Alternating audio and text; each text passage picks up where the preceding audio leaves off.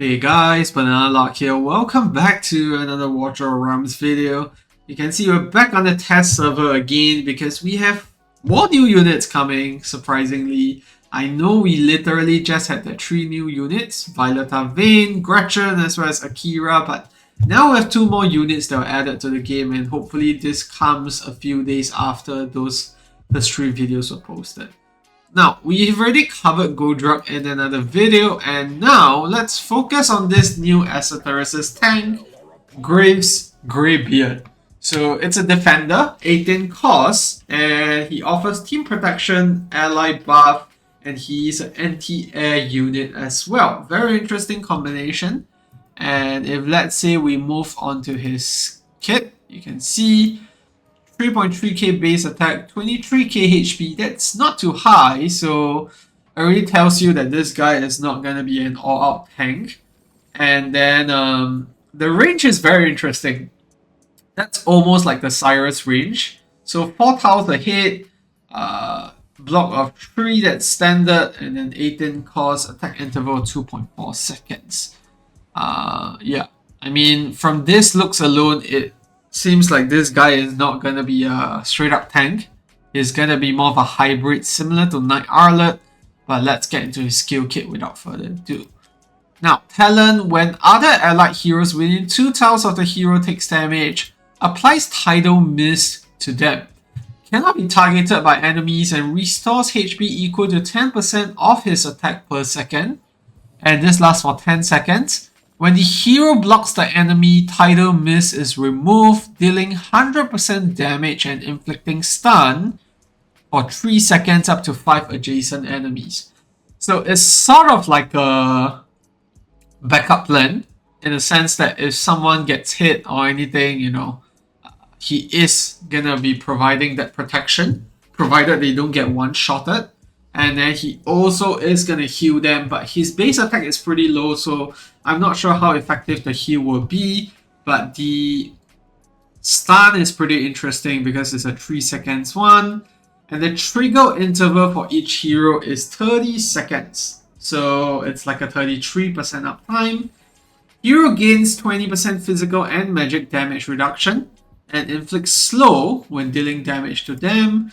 This slow is a 50% one for 3 seconds, so you could essentially keep it permanently up even at the base level because his attack interval is 2.4 seconds. Now, basic attack, 100% AoE damage up to 8 enemies in range, restores 20 extra rage for every 5 basic attacks. Sounds a lot like Mina. And yeah, 8 enemies, which means that you can deal quite a fair bit of slow with this guy. Now, first passive, when deployed, increases max HP by 30% and increases defense by 30% of the hero's attack. Basic attack restores 10% HP, which means that you can probably deploy this guy without a healer. And I think the other area that I can see him being used very well in is going to be Malric's Obsidian Trials for the top left corner. You can just place him there. You could potentially not even have to run him in a tank or anything. Sorry, with a healer, and he's probably going to be able to self-sustain himself. Alright, this one is an interesting one. Grants 12% inspiration to all allied heroes on the field with Invisibility or Tidal Mist. So as long as they're inflicted with Invisibility or Tidal Mist, they are going to get that inspiration. And during the ultimate, the inspiration goes up to 20%. This is not a crazy amount of inspiration, but to bear in mind that this guy does so much more than just that. He offers that Tidal Mist to protect allies. He also does slows on his own, so that's an interesting kit.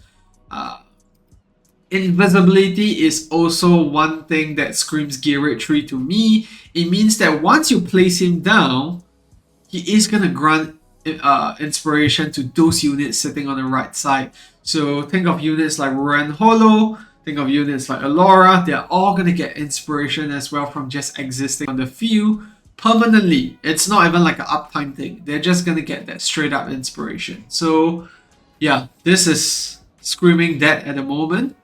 And then Tide of the Damned, when ultimate is triggered, doubles the physical and magic damage reduction and deals 200% magic damage to up to 12 enemies in range, knocking them back with 2 times the strength.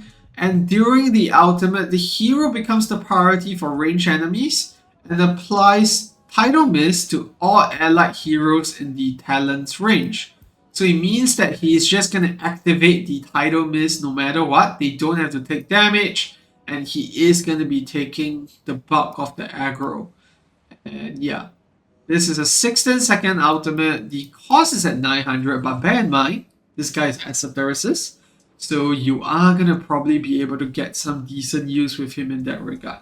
But it's very interesting unit. I get Captain Ruth vibes from him just from design alone, but clearly from the kit itself, he does way more than that. But yeah, let's now move on to his awakenings. A1, when deployed, restores 5 cost immediately and applies Tidal Mist to 2 allied heroes with the highest attack and range. That's interesting. Kind of like Magda's ultimate. And then, sorry, Magda's A1. A2 is flat attack. A3, talent enhance. Other allied heroes within the talent's range can trigger Tidal Mist 1 time every 20 seconds at most. So that reduces the interval from 30 to 20 seconds, which is going up to a 50% uptime. A4 is extra rage regen, and then A5, each ultimate cast increases the hero's max HP by 10%, stacking up to 3 times. Now, I think the most crazy awakening here is probably the A3, if we find use with the Tidal Mist. But yeah, the awakenings don't really scream like they are much needed. Like, I think base copy of this hero is going to be more than usable.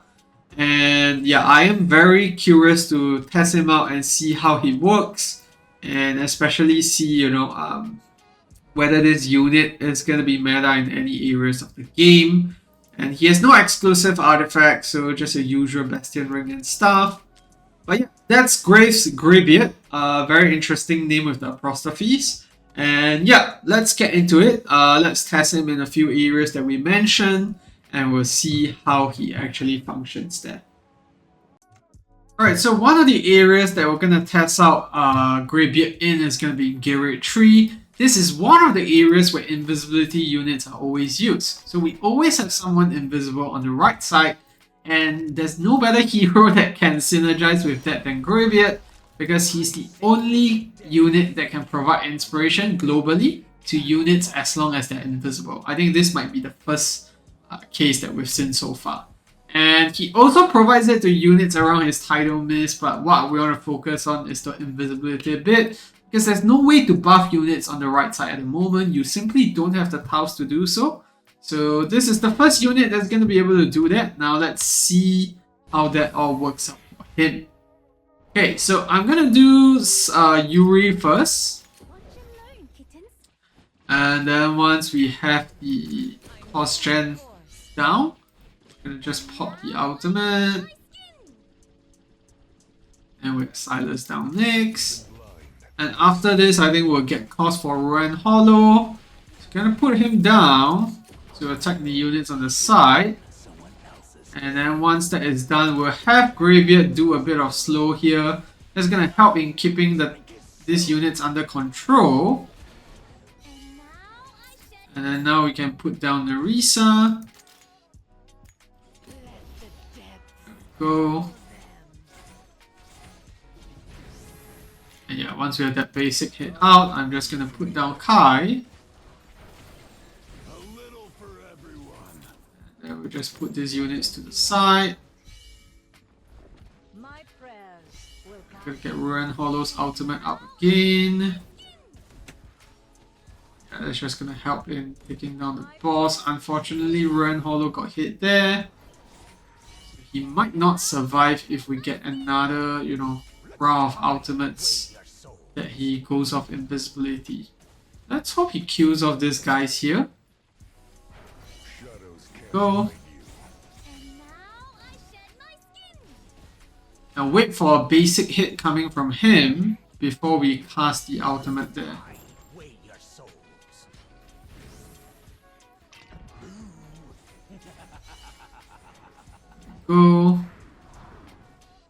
And now we're just waiting Silas to get another round of ultimates.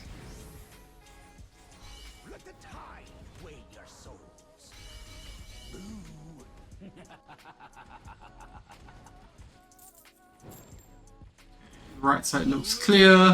And you can see we barely managed to clear the boss here, which I think is the problem with this team comp. Because you don't have Diao Chan in the middle, providing the inspiration as well as, you know, penetration at the same time. It is not the best place to use him, but it is one of the places the devs wanted us to feature them in. But yeah, this is how you're gonna potentially use him, but he's in a pretty odd faction with Esotericis. So I'm not sure how that will all fit in. Now, maybe the best place to use him in this will be with Nurture, for example. I don't know, but this is just a quick showcase, showing you what he could potentially do and the fact that he is going to provide inspiration to the units on the side, which is going to make the run a fair bit easier as long as you have him on the field. So yeah, that's Greybeard 3 testing done. Now let's move on to the next bit of content, which is Maurix, which is where I think will be more commonly used when he actually gets released. Okay, so the next area that we're going to test out Greybeard in is going to be in Mossy Trials. This is another one of those places where I think he will work really well, especially the knockback.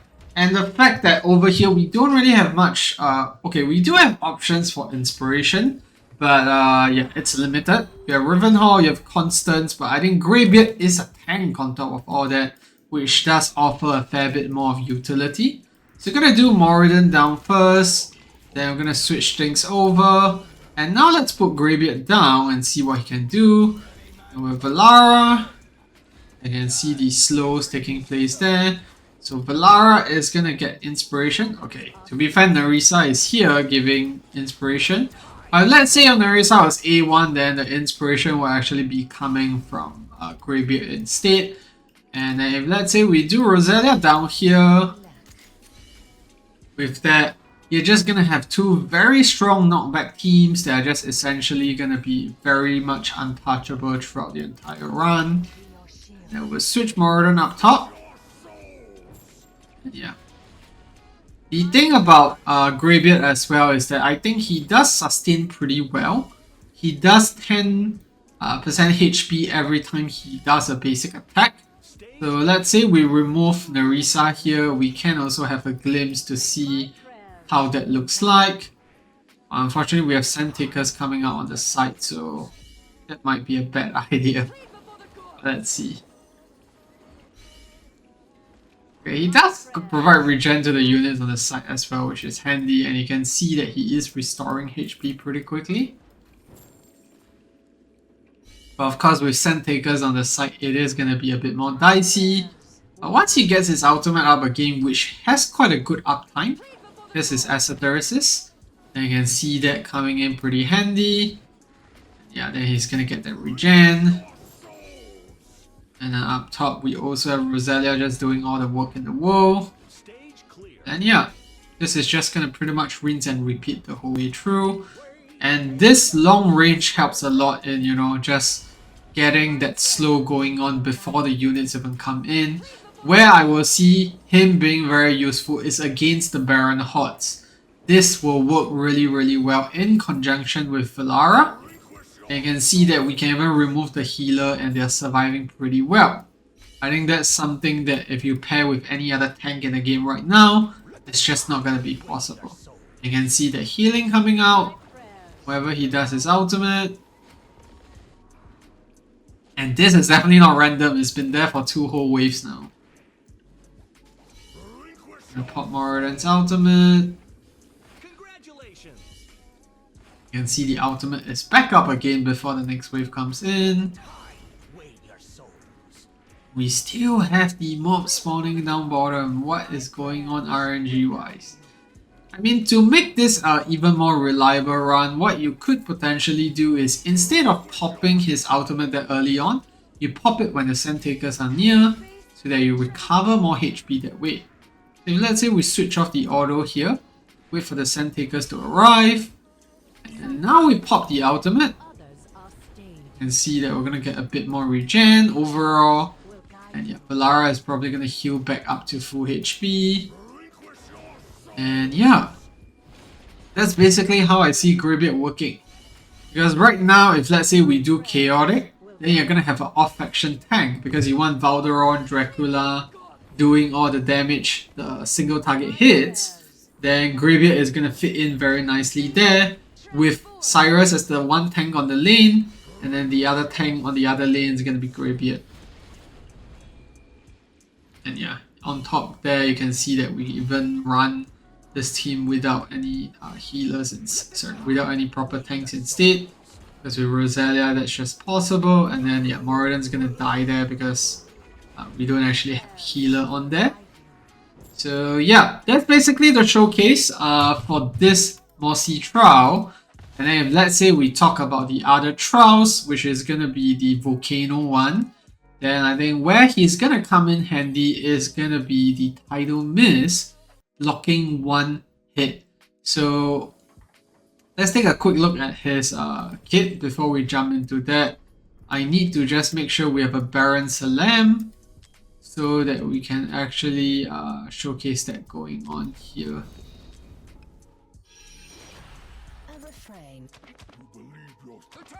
So we have the Esotericis units there. And we're gonna do this with Rosalia.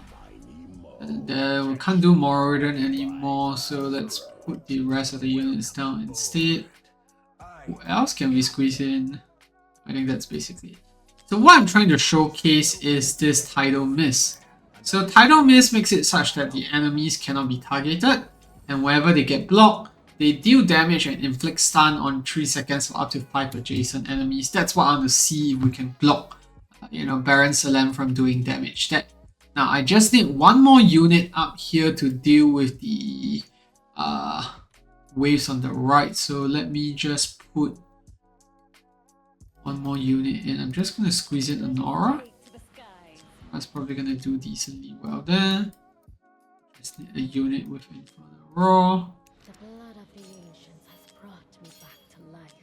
Just switch on to attack bonus here. See what the team can do. And then, yeah, I think we can just go in like this.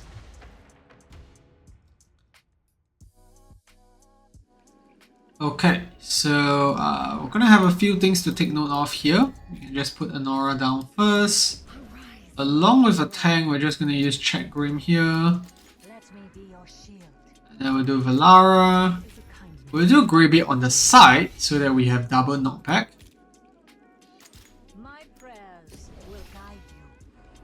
And then we're gonna do Cyrus facing back.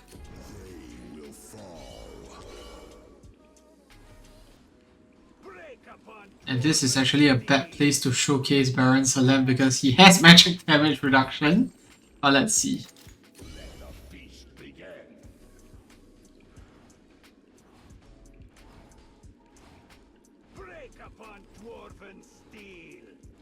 Stage clear. In fact, I might actually fit in Rosalia instead. Because I think that should be a better unit for us to pair it with. Yeah, now you can see the Grave Mist coming out. I don't know if the Grave Mist will be up in time for us to showcase that going on. I do want to see that in action, if possible. So Cyrus has a skeleton here. There you go, skeleton got propped. Now let's see whether he actually tanks a hit. Yeah, once he blocks, unfortunately he doesn't stun. So yeah, maybe it's not that helpful for Baron Salam. I would think that in the normal Mossy Maurix, he might be a stronger option here. In this one, not so much because the HOTS are quite easily taken care of. But even then, he does provide quite a good, decent amount of utility too. With just, pushing these mobs back whenever needed. So you're gonna see that we get slightly overwhelmed here. He's gonna cast his ultimate in a bit, which does the knockback. And then Valara's gonna get the ultimate back in time to push everything back. And because of magic damage reduction of the Baron Salam, yeah, these rounds are just going to be quite tough. So yeah, this is for the Molten Trials. I honestly feel that Mossy Trials is where this guy shines in. But yeah, this is the two areas I can think of right now. Where else can I think of? Not really. I think the other area that he'll be good in is maybe in the Hellfire Codex. But yeah, that's Greybeard for you. So now let's conclude the video and share with you guys where I think this guy will be helpful in. Alright, so that's the video for Graves Greybeard. So he is going to be the next Esotericist tank that comes into the game. And very interesting kit, if I can be honest. I just hope that there's going to be some place that we use him. The Tidal Mist is very interesting. It is very helpful in Gear Rate 3. In Maurix, however, not so much, because we saw firsthand how the Baron Salam being an elite unit doesn't really get stunned. So I'm not too sure how helpful it is there. But when it comes to knockback and him being able to tank up, he definitely can hold up to the game, because he has quite a fair bit of damage reduction and also quite a bit of HP when he gets deployed. I also have to bear in mind that with his basic attack restoring rage, coupled with the fact that his Esotericist in the Mossy Trials, he did have quite a high ultimate uptime, which is great for the control that he provides. He will be very good for Mauric auto friendliness, because he's going to be doing a lot of control no matter what scenarios you're facing, which means he might even be able to take down the Abyss Divers by pushing them back enough, or the far enough range will allow units to kill them before they jump to the back. And I think to top that out off, he does provide inspiration as well, which is very rare for a ground unit to be able to do so and still be able to tank. Because if we look at examples like Constance and Ravenhall, these two units simply just do not give that much tankability. We have some freeze on Ravenhall. Constance doesn't really heal herself when blocked, so both are not great options for that, and I think that's where Greybeard comes in handy. And I don't think he needs Awakenings to go crazy. He does get that 5 cores and immediately apply Tidal Mist, but I don't think this is essential in making him good. The A2 is very nice because flat attack is going to scale and give much more inspiration. A3, this is also very decent because, you know, you can trigger Tidal Mist every time you take damage every 20 seconds, which might prove useful in some niche GVG cases. And then A5 is just going to increase his max HP to make him tanky, but if I can be honest, I think A3 is where potentially his GVG usability might come up, because this guy at the end of the day is still the Esotericist faction, which is a team that actually, you know, has a lot of potential. I think the problem now here is that this tank once again doesn't have unyielding, so it's going to die to the Grotesque Fiend pretty easily, but other than that, he is going to be proving pretty decent if you don't have Cyrus, because you could potentially run a Nestia, Valara, Nurture team that can hopefully burst down, you know, the KFC, the Grotesque Fiend in time before they get to Greybeard himself, because he does have quite a fair bit of damage reduction, but just not sure if that's going to be enough to sustain against a Grotesque Fiend attack. So yeah, if you have any questions, let me know down in the comment section below. What do you think about Greybeard? I think he's an awesome looking character. Very unique mechanics, but we will need time to tell to see if his use case is going to be beyond just Maurix, as well as Gear Rate 3. Because in Gear Rate 3, I don't find him that essential. In Maurix, he's nice, but we have a lot of tank options already, so there's not really a place that really screams that, you know, you need Greybeard there, or you won't be able to clear the content. So yeah, leave a like or subscribe if you enjoyed it, and I'll see you in the next one. Goodbye.